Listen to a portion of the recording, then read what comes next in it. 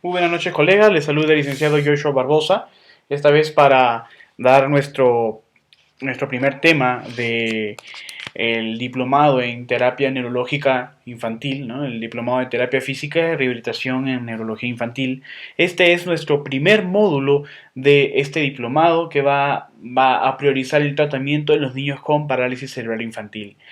Es necesario para mí que podamos realizar un estudio de la exploración neurológica pediátrica y la exploración neurológica neonatal en un niño normal, ¿no? Es decir, cómo se tomarían las evaluaciones o los exámenes físicos neurológicos en los niños normales o con apariencia normal, para poder nosotros dirigirnos directamente a la patología, en este caso de la parálisis cerebral infantil.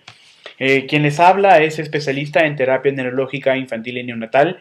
He trabajado con niños con parálisis cerebral infantil por más de 3 años y esta es mi experiencia realizando el trabajo terapéutico mediante la electroterapia transcutánea, ¿no? Ese es mi mayor abordaje terapéutico y además de la manipulación de ligamentos por la columna vertebral a nivel transcutáneo también. Bien, vamos a ver entonces cuáles son las primeras premisas que vamos a manejar o contemplar dentro de este tema de exploración neurológica pediátrica. Primero, la exploración neurológica nos va a comprender cerebro, ¿no? Cerebro, cerebelo y el tallo encefálico. Vamos con el cerebro. La observación principal es de que cuando nosotros vamos a realizar la valoración de un niño de manera en el sentido neurológico, en todo el sistema nervioso, lo primero que vamos a tener que observar es que si existe alguna malformación de la cabeza. No estamos hablando de aquí de un examen general, ¿no? Es decir, de una inspección general. Si es que el niño tiene una malformación de la cabeza, ya es un indicador para alguna patología. No siempre es un indicador, o sea, no es un indicador necesario, pero la mayoría de niños con malformaciones craneales tienen problemas de desarrollo psicomotor o tienen problemas de comportamiento, ¿no? Lo cual implica ya o lo cual tiene una implicancia con algún factor neurológico. Y además, ¿cuál es el estado general del niño, ¿no? Si el niño llegó al consultorio, llegó despierto, llegó dormido, llegó letárgico, o llegó obnubilado, etcétera. Tenemos que ver esas características de la forma en cómo el niño se va a presentar, ¿no? Si el niño es un niño mayor, un niño grande, y no habla o no responde, eso también se considera dentro del estado general, ¿no? Si no responde al estímulo verbal. Nuestra exploración principalmente va a ser observar la línea de sutura. Vamos a poder encontrar en la palpación líneas normales que en un niño, estamos hablando acá por ejemplo neonato, un recién nacido, ¿no? Un lactante. Vamos a poder palpar la línea de sutura. Vamos a poder ver. Acá estamos viendo una fontanela, ¿no? Pero vemos que la fontanela se forma o está delimitada por la línea de sutura, ¿no? En este caso la coronal y la sagital. Eh, Bien, vamos a poder encontrar en los niños también suturas superpuestas, ¿no? La línea de sutura superpuesta, en este caso, por ejemplo, en la región frontal, ¿no? Eso tenemos que observar. ¿Por qué? Porque una línea superpuesta después de los 3 meses puede tener alguna implicancia neurológica estructural, ¿no? Por ejemplo, hidrocefalia o microcefalia, etcétera.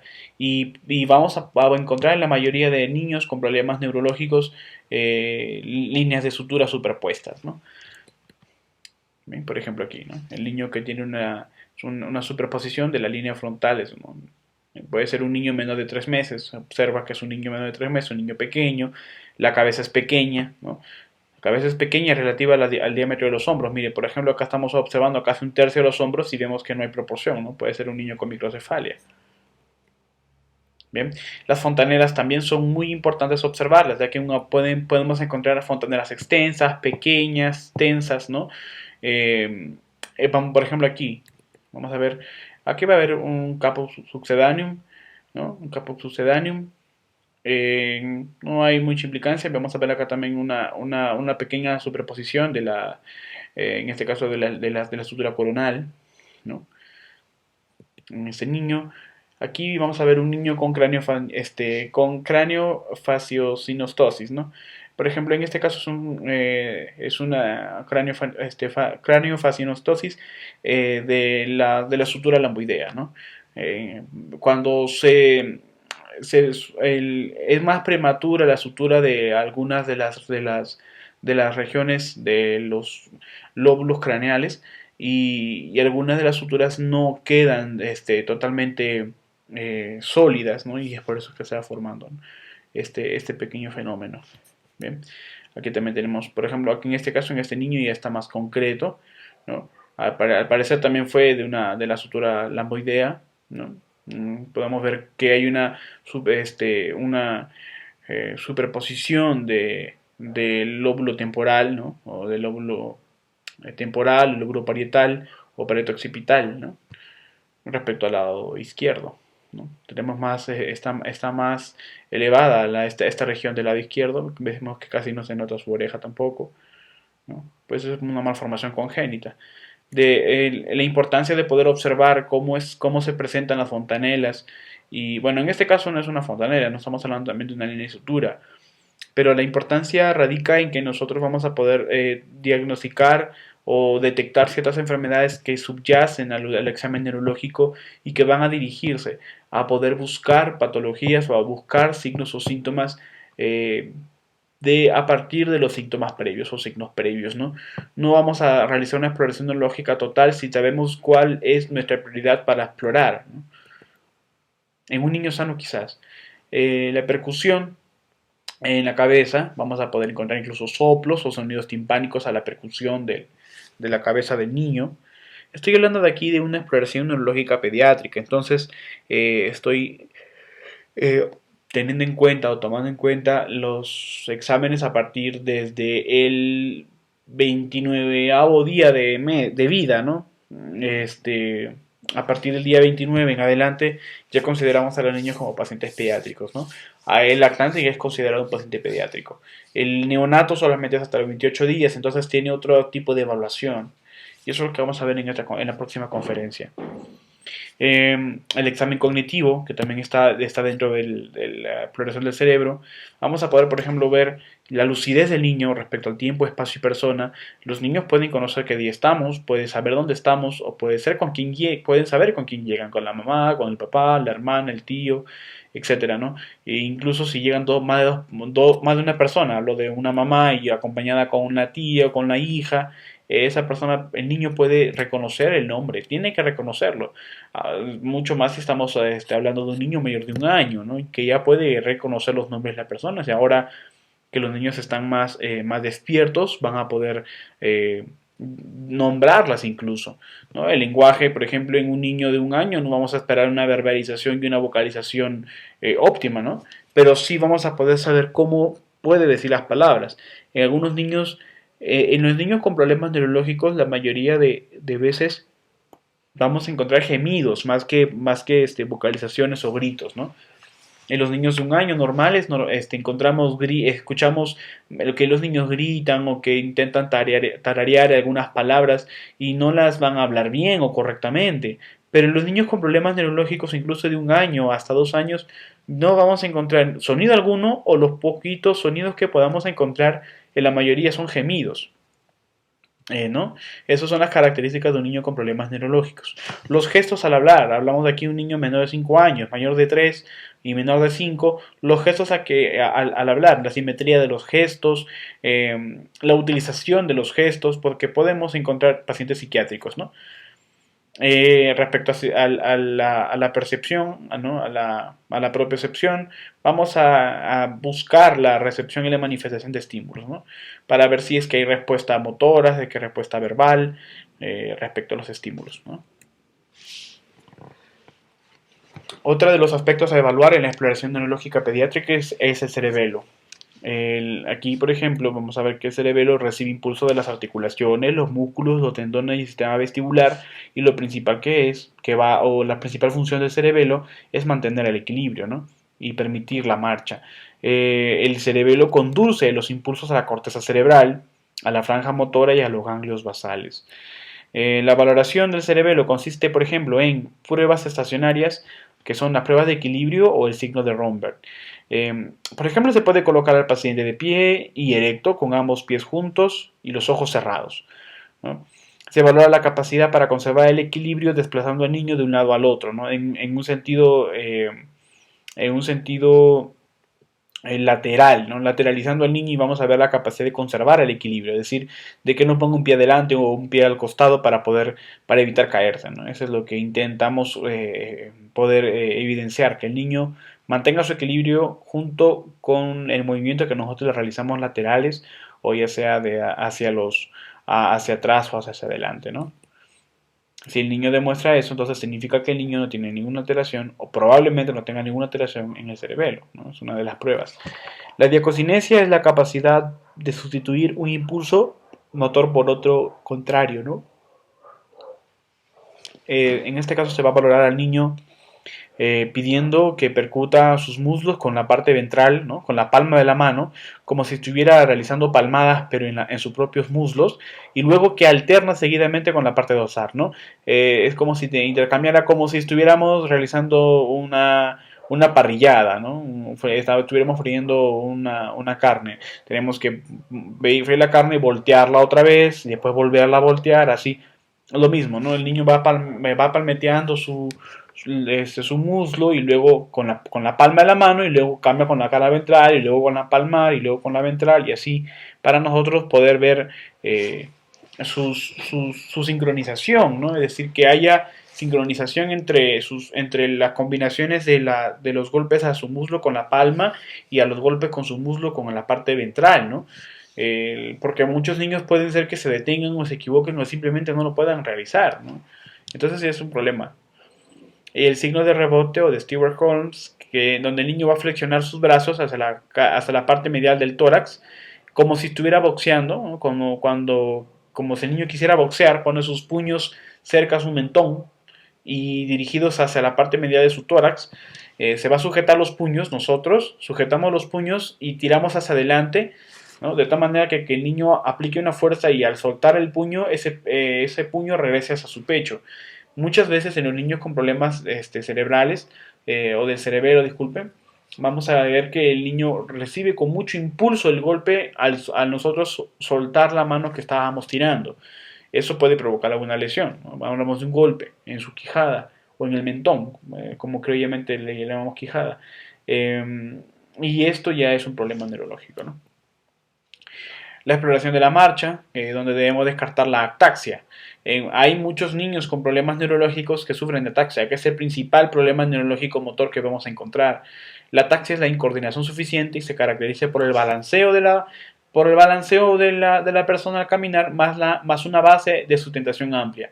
La base de sustentación se da a través del ángulo que forma la ingle y la distancia o longitud entre talón y talón, ¿no?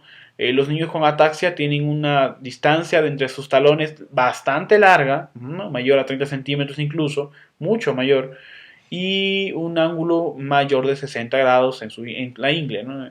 Esa es la base de sustentación, ¿no? Entonces los niños caminan como borrachitos, ¿no? En la caminada atáxica.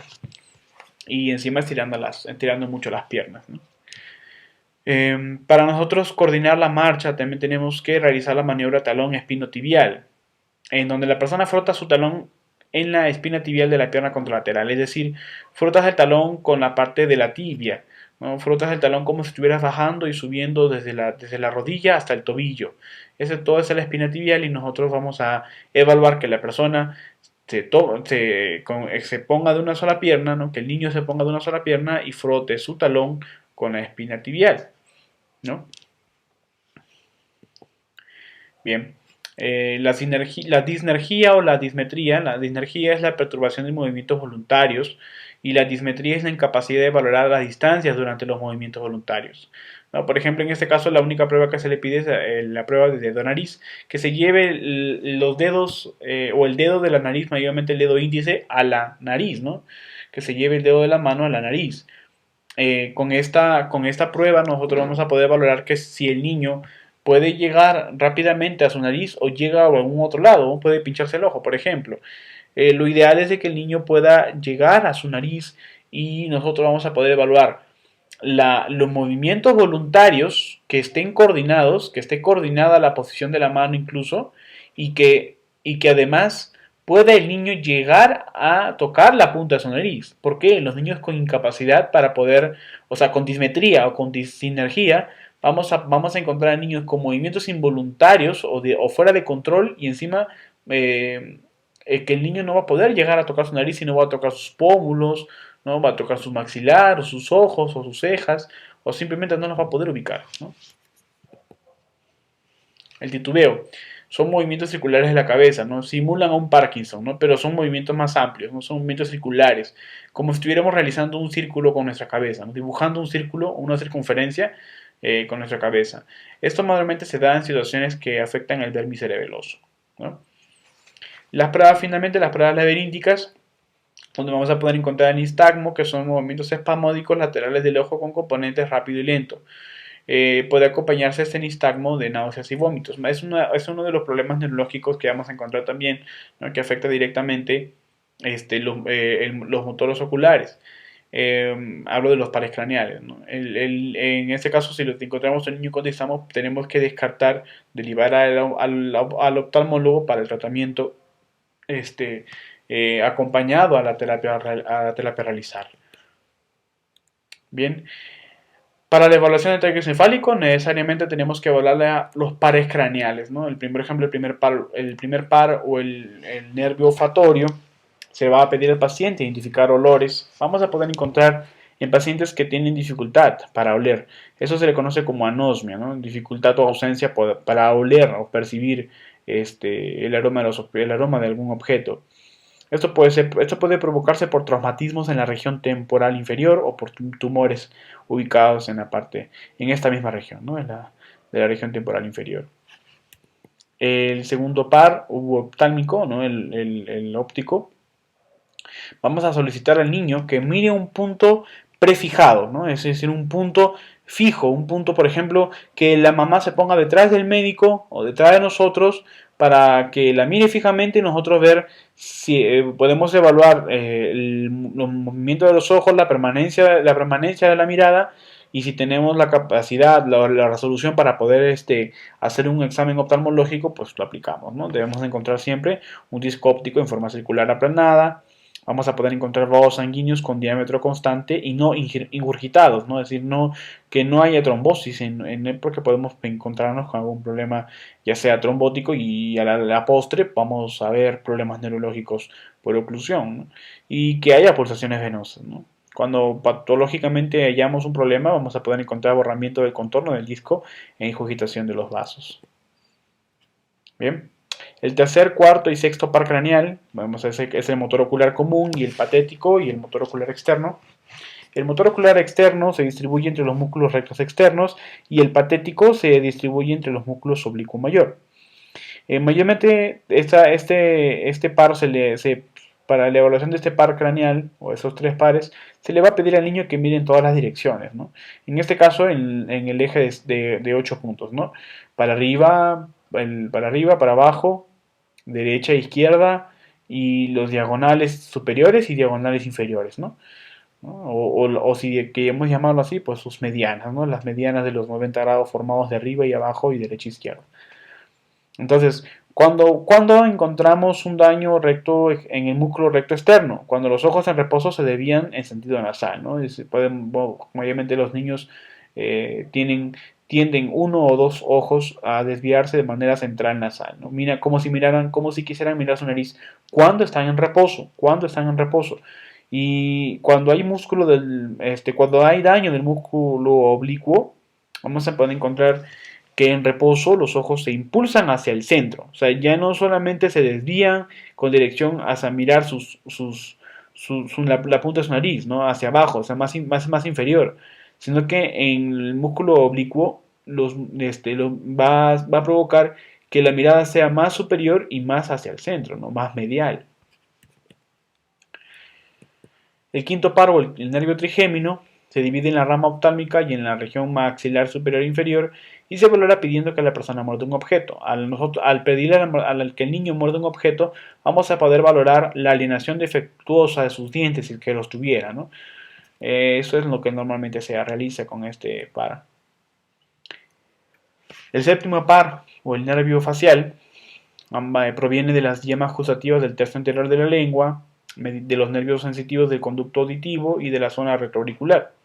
Vamos a evaluar 7 situaciones en el nervio facial. Y son que en reposo se debe valorar el descenso de los ángulos de los párpados o boca o el aplanamiento de los pliegues nasolabiales. Vamos a poder encontrar, por ejemplo, el elevamiento normal de las cejas, un gesto ceñudo, un cierre potente de los párpados, abrir la boca y mostrar los dientes, silbar e inflar los carrillos y una sonrisa natural. Eso tenemos que evaluar en un niño para poder determinar la normalidad o anormalidad en el nervio facial.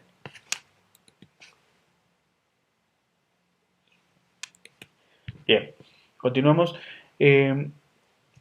Para el nervio octavo, el octavo par nervioso o el octavo par craneal o el nervio auditivo, se va a valorar la agudeza auditiva mediante el susurro clásico o el diapasón, ¿no?, de 256 hercios, ¿no?, mínimo, ¿no?, para poder ver si es que hay agudeza auditiva.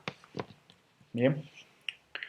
El noveno par o el nervio glosofaringeo valora el sentido del gusto en el tercio posterior, en esta vez el tercio posterior de la lengua, y se va a valorar tanto el tacto, el dolor y la sensación térmica, ¿no?, a través de la manipulación directa o indirecta de la lengua, ¿no?, el tercio posterior. El décimo par o el nervio glosofaringeo o el vago, vamos a poder encontrar estas fibras del nervio vago en la faringe, cuello, tórax y abdomen. Es la inervación del nervio vago y se valora la sensación de la mucosa faringe y el reflejo nauseoso, ¿no? Vamos a provocar reflejo nauseoso para ver la integridad del nervio vago. Además puede observarse difonía, ¿no?, que también es implicancia del nervio vago en la faringe, ¿no? El undécimo par, ¿no?, el undécimo par o el nervio espinal se distribuye en el trapecio y en el músculo esternocleidomastoideo, ¿no? Este undécimo par, para poder valorar, se puede solicitar un giro multidimensional de la cabeza, ¿no?, rotación, extensión, abducción, etc. Además se solicita elevar los hombros y se hace contrapresión, ¿no? O sea, para nosotros poder ver la integridad del nervio espinal, pedimos al niño que eleve los hombros y nosotros realizamos una contrapresión. Mayormente cuando hay un lado afectado cae más rápido que el lado que no está afectado, ¿no? El duodécimo par o el nervio hipogloso es el nervio motor de la lengua y se valora pidiendo al paciente que saque la lengua y se identifica la dismetría o la simetría de la lengua, ¿no? Cuando ya veamos que hay una región hemicorporal afectada, en la lengua del mismo lado de la región afectada también va a verse más caída, ¿no?, respecto a la otra parte. Entonces eso es una de las consideraciones para evaluar la neurología pediátrica, ¿no? Hay herramientas de valoración que nos van a poder apoyar en poder determinar algunos problemas de salud subyacentes. Y esto se va a determinar únicamente mediante una exploración neurológica exhaustiva, mediante la integración de herramientas de valoración, mediante los antecedentes, ¿no?, la historia clínica misma del niño, para poder investigar e ir directamente al grano. Muchas veces nos equivocamos en tener que realizar una exploración totalmente minuciosa y a veces no nos llega a dar conclusiones, ¿no? Lo ideal es saber los antecedentes y saber de dónde voy a partir para valorar de manera efectiva y singular. Aquí hablamos ya de la enfermedad, ¿no? Bueno, colegas, espero entonces que haya sido entendible esta conferencia. Es bastante corta, bastante sencilla. Ustedes creo ya lo conocen. Espero que hayan disfrutado de esta conferencia y se les va a dejar un taller para que puedan resolverlo. Recuerden tener que resolver los tests o los talleres para cada uno de los módulos que vamos a presentar. ¿Ok? Les agradece el licenciado Yoshua Barbosa, fisioterapeuta también. Soy enfermero y fisioterapeuta. Bueno, nada más, esperar sus comentarios o algún aporte que nos sirva como referente para la exploración neurológica pediátrica. Dios los bendiga, muchísimas gracias y cuídense.